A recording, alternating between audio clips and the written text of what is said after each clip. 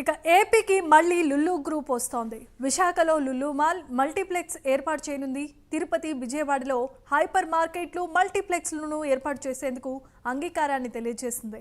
చంద్రబాబుతో లులు చైర్మన్ యూసుఫ్ అలీ భేటీ అయ్యారు. ఏపీలో పెట్టుబడులు పెట్టేందుకు ఆసక్తిని చూపించారు. 2014-19 మధ్య 2200 కోట్ల పెట్టుబడితో విశాఖలో international convention centre, shopping mall, hotel నిర్మాణానికి అప్పటి ప్రభుత్వంతో ఒప్పందం కుదిరింది. ఇక 2019లో లులు గ్రూప్ భూ కేటాయింపులను రద్దు చేసింది జగన్ సర్కార్. దీంతో ఆంధ్రప్రదేశ్లో అడుగుపెట్టబోమని 2019లో లులు గ్రూప్ ప్రకటించింది. కూటమి అధికారంలోకి రావడంతో మళ్లీ ఏపీలో పెట్టుబడులకు ఓకే చెప్పినట్లుగా తెలుస్తోంది. ఇక ఏపీలో బ్రాండ్ బిల్డింగ్కు లులు గ్రూప్ ఉపయోగపడనుంది.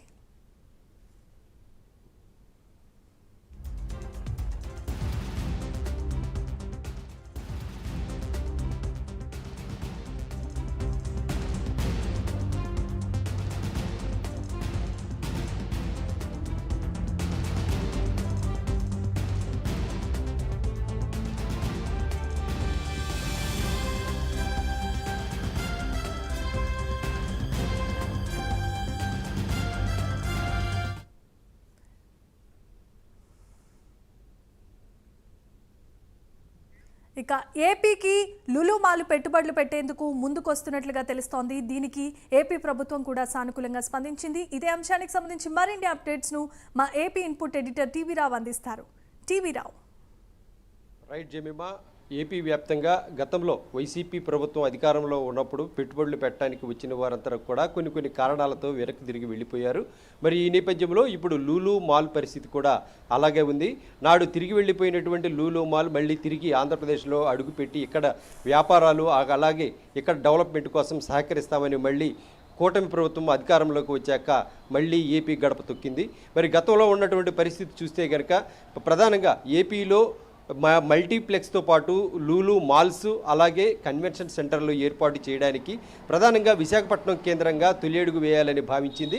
మరి అందుకు అనుగుణంగా అడుగులు వేసేటువంటి క్రమంలో ఏదైతే గతంలో చంద్రబాబు నాయుడు 2018లో చేసుకున్నటువంటి ఒప్పందం ప్రకారం 10,000 మందికి ఉపాధి కల్పించే లక్ష్యంతో 13.83 ఎకరాల ల్యాండ్ను ప్రభుత్వం కేటాయించింది. మరి ఈ కేటాయింపులకు సంబంధించి అంతలోనే ప్రభుత్వం కూలిపోవటం, ప్రభుత్వం కూడా ఏదైతే పోయిన నేపథ్యంలో ఆ తర్వాత వచ్చినటువంటి వైసీపీ ప్రభుత్వం 2019 తర్వాత దీనికి సంబంధించి రివర్స్ టెండరింగ్ పేరిట అనేకమైనటువంటి నిబంధనలు పెట్టిన నేపథ్యంలో లూలు సంస్థ వెనక్కి తిరిగి వెళ్ళిపోయింది. ఈ నిబంధనలు భరించలేక ఈ నిబంధనలకు సంబంధించినటువంటి కండిషన్స్ కానీ ఇతరత్రా తెర వెనుక జరిగినటువంటి నాటకీయ పరిణామాలు కానీ వీటినన్నింటినీ భరించలేని లూలు అధినేత ఇక ఏపీలో పెట్టుబడులు పెట్టబోమని 5 సంవత్సరాల వరకు ఏపీ వైపు కన్నెత్తి చూసినటువంటి పరిస్థితి లేదు.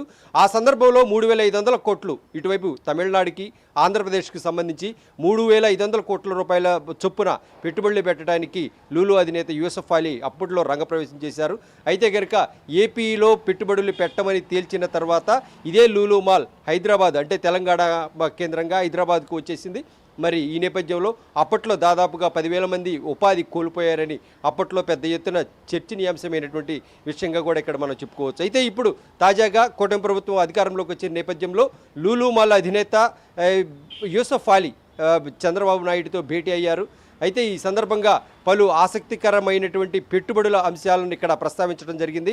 ప్రధానంగా ఆంధ్రప్రదేశ్లో ఉన్నటువంటి 3 కార్పొరేషన్స్ గ్రేటర్ సిటీలను ఎంచుకోవడం జరిగింది. తిరుపతి, విజయవాడ, విశాఖపట్నం కేంద్రాలుగా ఇక్కడ పెద్ద ఎత్తున మల్టీప్లెక్స్లు అలాగే లూలు మాల్స్ను అలాగే కన్వెన్షన్ కేంద్రాలను కూడా అంతర్జాతీయ స్థాయిలో ఒక ఏదైతే మన ఆంధ్రప్రదేశ్ వ్యాప్తంగా చూసుకున్నా కూడా ఎక్కడా కూడా ఒక కన్వెన్షన్ సెంటర్ అనేటటువంటిది లేదు. మరి ఇటువంటి కన్వెన్షన్ సెంటర్కు విశాఖపట్నాన్ని వేదికగా చేసే విధంగా ఏదైతే దాదాపుగా 5,000 సీట్లు సీటింగ్తో అంతర్జాతీయంగా జరిగేటువంటి సదస్సులు అయితేనేమి, ఇటువంటి ఎప్పుడైతే ఇక్ఫై సదస్సులు అయితేనేమి, ఇటువంటివన్నీ కూడా ఏమైనా కూడా వ్యాపార సదస్సులు అలాగే వాణిజ్య సదస్సులు ఇటువంటి ఏ జరగాలన్నా కూడా సరైన వేదికలు అనేవి కరువుగా ఉన్నవి ఆంధ్రప్రదేశ్లో. మరి ఇటువంటి నేపథ్యంలో అవసరానికి తగ్గట్టుగా 5,000 సీట్లతో ఒక కన్వెన్షన్ ఏర్పాటు చేసేటటువంటి అంతర్జాతీయ కన్వెన్షన్కి ఇక్కడ ప్రతిపాదనలు కూడా ప్రారంభమయ్యాయి.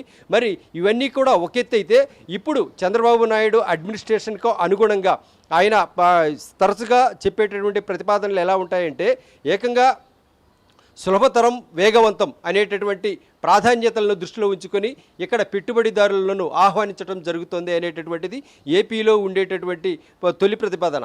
అయితే ఇందుకు సంబంధించి ఏపీ వ్యాప్తంగా ఇప్పుడు 5 ఏళ్లలో 20 లక్షల ఉద్యోగాలు అనేటువంటి లక్ష్యంతో దూసుకుపోతున్నటువంటి కూటమి ప్రభుత్వంలో ఇప్పటి వరకు చూస్తే కేవలం ఏదైతే ఆ ఉద్యోగాల కల్పన అనేటటువంటిది ఇప్పటి వరకు గత 5 ఏళ్లలో లేనటువంటి పరిస్థితి. మరి అదే ఇప్పుడు చూస్తే కనుక ఇప్పటికే ఇటువంటి కన్వెన్షన్ సెంటర్లు అయితేనేమి, మల్టీప్లెక్స్లు అయితేనేమి, 5 నక్షత్రాల హోటళ్ళు అయితేనేమి, వీటన్నిటి ద్వారా 10,000 మందికి ఉపాధి కల్పించే లక్ష్యంతో ఒక్క విశాఖపట్నం కేంద్రంగానే, అంటే ఈ 3 ప్రాంతాల్లో కానీ ఇదే స్థాయిలో కన్వెన్షన్ కేంద్రాలు, మల్టీప్లెక్స్లు, 5 నక్షత్రాల హోటళ్ళు ఇవన్నీ కూడా ఏర్పాటు చేస్తే కనుక ఖచ్చితంగా 20 నుంచి 30,000 మందికి ఉపాధి, అలాగే 30 నుంచి ప్రత్యక్షంగా ఉపాధి, అలాగే 30,000 నుంచి 50,000 మంది వరకు పరోక్షంగా ఉపాధి ఖచ్చితంగా అమలవుతుందనేటటువంటిది ఇక్కడ ప్రధానంగా వినిపిస్తోంది.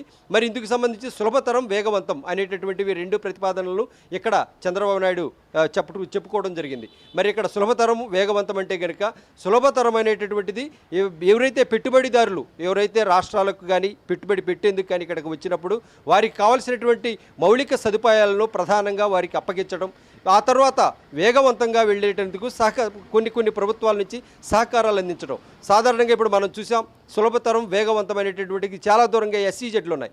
ఎస్సీజెడ్లకు వందలాది ఎకరాలను కట్టబెట్టడం, వారికి బౌండరీస్ గీసుకోవడం, వెళ్ళిపోవడం, ఆ తర్వాత కొన్ని దశాబ్దాలుగా తరబడి ఉన్నా కూడా అక్కడ ఎటువంటి కార్యకలాపాలు జరగకపోగా ఆ ప్రాంతానికి నీటి వసతి, అలాగే విద్యుత్ వసతి ఇవన్నీ కూడా సరఫరా చేస్తున్నా కూడా అక్కడ ఇవన్నీ కూడా నిరుపయోగంగా పడిపోయి ఉండేటటువంటి పరిస్థితులు మనం చూస్తున్నాం. కానీ అటువంటి పరిస్థితులు లేకుండా వేగవంతంగా, అంటే సంవత్సరం ఏదైతే కాల నిర్దేశం పెట్టుకొని ఒక సమయం ఒక పరిమితమైనటువంటి పాలనా సమయకాలంలో వీటిని అన్నింటినీ కూడా ఇంప్లిమెంట్ అయ్యేటటువంటి పరిస్థితులు ఇక్కడ కల్పించడం అనేటటువంటిది ప్రధానం. అందుకనే సులభతరం, అలాగే వేగవంతంగా ఏదైతే పెట్టుబడిదారులు పెట్టినప్పుడు వారి పెట్టుబడులకు భరోసా కల్పించే విధంగా ఎక్కువ కాలం ఉంటే కనుక వాళ్ళకి ఇంట్రెస్ట్లని, ఇతరత్ర బ్యాంకు వడ్డీలని, తదితర సమస్యలు ఉంటాయి. అదే కానీ వేగంగా కానీ వారు పట్టాలు ఎక్కించుకోగలిగితే ప్రాజెక్టులను, తద్వారా వారికి లాభాలు ఉంటాయి. లాభాలు ఉన్నప్పుడు ఇదే ప్రాంతంలో మళ్ళీ తిరిగి పెట్టుబడులు పెట్టడానికి కూడా మంచి అవకాశాలు ఉంటాయి. మరి ఈ విధంగా చూస్తే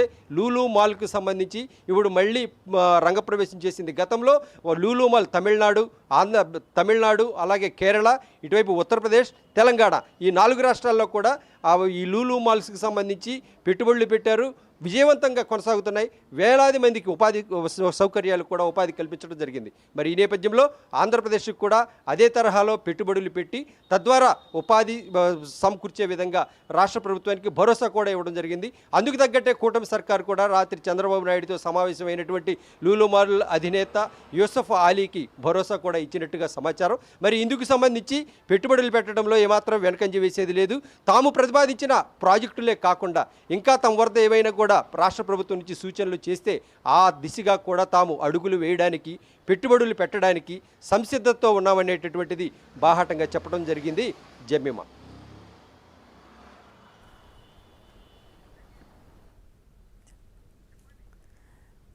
Thanks for the updates and details, Rav.